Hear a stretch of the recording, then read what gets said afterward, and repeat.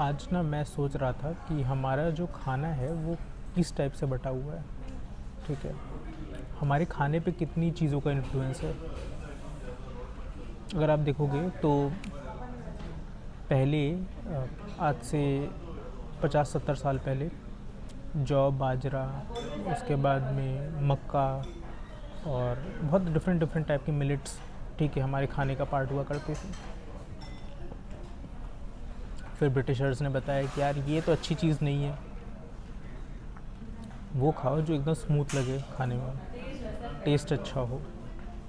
ठीक है, तो ब्रेड का कल्चर आया, इवेंचुअली रोटी का कल्चर आया।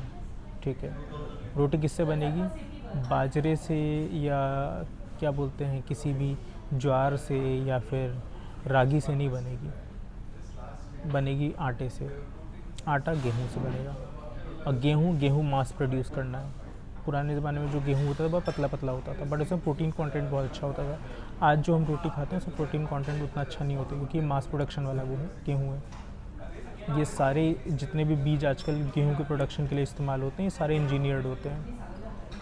ठीक है, इससे प्रोडक्शन तो अच्छा होता है but quality of grain is reduced. ठीक है, तो ब्रिटिशर्स ने बताया कि आप खाइए इसको। हमने खाना शुरू किया, फिर अब बीमारियां होने लग गई ऑल ओवर दी वर्ल्ड में। बहुत सारी चीज़ें, और ख़ासकर इंडिया में तो शुगर की प्रॉब्लम बहुत ज़्यादा है।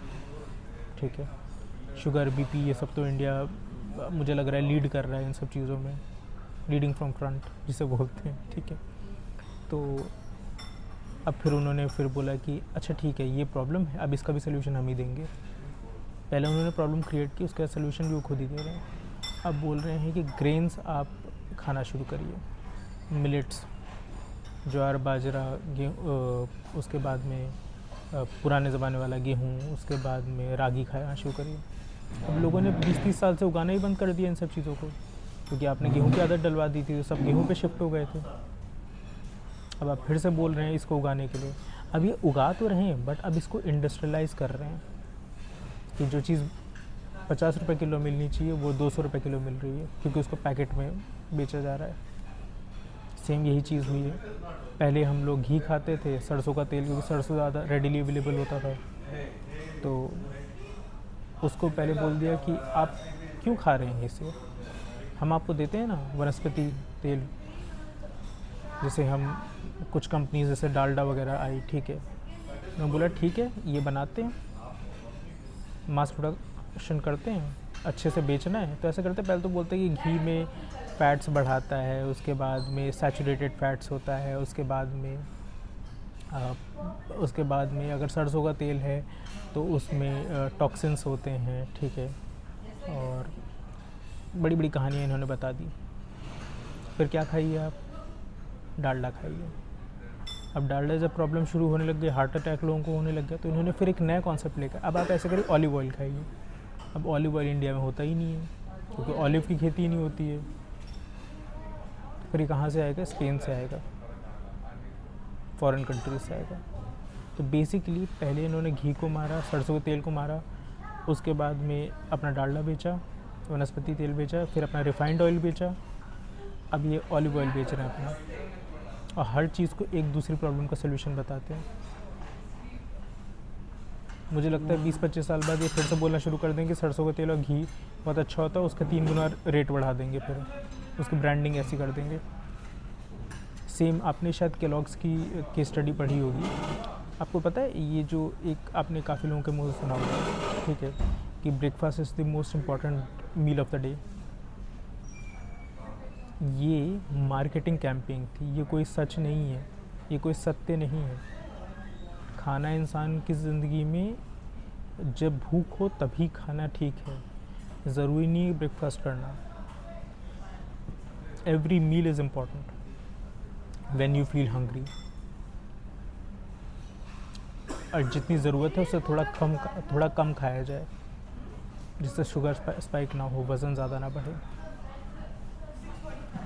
बट केलॉग्स ने सोचा कि यार ब्रेकफास्ट सीरियल बेचना है, तो कुछ ऐसी कहानियाँ बताते हैं, बड़ी बड़ी पेपर पब्लिश करना शुरू कर दिए, बहुत सारी जगह मार्केटिंग शुरू कर दी कि यार breakfast is the most important meal of the day.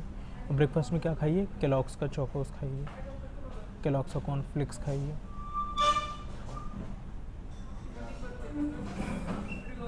उसके बाद अगर आपको कुछ वीकेंड में मन हो रहा है तो हम आपको बर्गर, फिर मैकडोनल्ड्स आएगा, फिर डोमिनोज़ आएगा, फिर पिज़्ज़ा हट आएगा, फिर बहुत बड़े बड़े ब्रांड्स आएंगे। आपको कुछ क्रेविंग्स, क्या बोलते हैं, अगर आपको क्रेविंग्स हो रही हैं तो उसको सेटिस्फाई करने के लिए फिर उन पे कॉर्पोरेट कार्ड्स आएंगी, कॉर्पोरेट डील्स आएंगी, फिर उस पर क्रेडिट कार्ड्स की डील्स आएंगी, फिर उसमें various other platforms will start giving you discounts. जो मटेरियल होता है वो समोसे का और वो बर्गर का सेम होता है, कॉस्टिंग भी सेम होती है अगर आप बनाओगे तो। But burger cost you 100 rupees, samosa cost you 15 रुपये, 15-20 रुपये। That's the difference. चीज़ को हटा दीजिए आप, मैं एक नॉर्मल बर्गर की बात कर रहा हूँ, और अगर चीज़ लगा भी देंगे तभी भी 10% डिफरेंस आना चाहिए। ये अचानक से कैसे 20 रुपये का सामान आप 100 रुपये में बेच रहे हो? That's the difference. कि हमारी खाना आजकल सिर्फ खाना नहीं रह गया, वो एक पूरी कॉर्पोरेट स्ट्रैटेजी है। और उसकी वजह से देखिए हमारे इंडिया में तो कोई रेगुलेशन भी नहीं है जैसे दूसरी कंट्रीज़ में होता है कि जो एक्सपायरी डेट होती है बहुत ही स्ट्रिक्ट होती है। उसके बाद में FSSAI पता नहीं क्या कर रही है, भगवान जाने, ठीक है। उसके बाद में फूड जॉइंट्स पे गंदगी, उसके बाद में स्ट्रीट फूड पे गंदगी, ठीक है। रीयूजेबल ऑयल, रीयूज्ड ऑयल, उसके बाद में लिड वाला खाना, टॉक्सिन्स वाला खाना, उसके बाद में हर चीज़ें मिलावट, ठीक है। इससे भी बेनिफिट हो रहा है किसी को, वो है medical companies, foreign based medical company, Indian medical companies, क्योंकि जितनी बीमारियां बढ़ेंगी उनका तो फ़ायदा हो रहा है। एक एक ऑपरेशन, एक एक मेडिसिन इतनी महंगी आती है, एक एक वैक्सीन इतनी महंगी आती है। तो हमारे जो भी खाना है वो हम नहीं डिसाइड कर रहे कि हमारे लिए बॉडी के लिए क्या अच्छा है, दूसरी कंपनीज प्रमोट कर रही हैं। फिर आजकल ये नैरेटिव फैलाया जा रहा है कि प्रोटीन इज़ वेरी इंपॉर्टेंट। हाँ, प्रोटीन इज़ इम्पॉर्टेंट, बट आप वे प्रोटीन लीजिए, वो भी इस कंपनी का लीजिए, तब जाके इम्पोर्टेंट, तब वो आपकी इम्पोर्टेंस ज़्यादा समझ में आएगी। तो वे प्रोटीन का दाम अचानक से बढ़ गया पिछले 2-3 साल में, देखेंगे आप। हर इंसान जिसको डाइजेस्ट हो रहा है, नहीं हो रहा है, सब वे प्रोटीन खा रहे हैं। और सबसे ज़्यादा अडल्ट्रेटेड, सबसे ज़्यादा मिक्स्ड प्रोटीन है वो।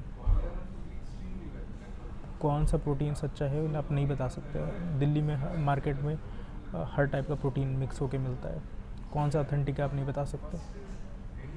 Same with olive oil India में जितना आता है वो 99% अडल्ट्रेटेड होता है, कि आप कितना भी खाओगे आपको कोई असर नहीं करेगा। इवन आप महंगे ब्रांड का खाओगे तभी भी। तो ज़रा सोचिए कि क्या आप अपना खाना भी डिसाइड कर पा रहे हो क्या? और अगर डिसाइड करना चाहते हो तो प्लीज़ आप अपनी जो बेसिक सीजनल चीज़ें वही खाइए, हेल्थ के लिए बहुत सही है वही। मैं ये नहीं बोल रहा हूँ कि उसमें से बहुत कुछ अच्छा मिल जाएगा, क्योंकि वो भी कहीं ना कहीं आपको पता है किस तरीके से प्रोसेस से आता है, बट एटलीस्ट कंपैरेटिवली बेटर रहेगा। Thank you.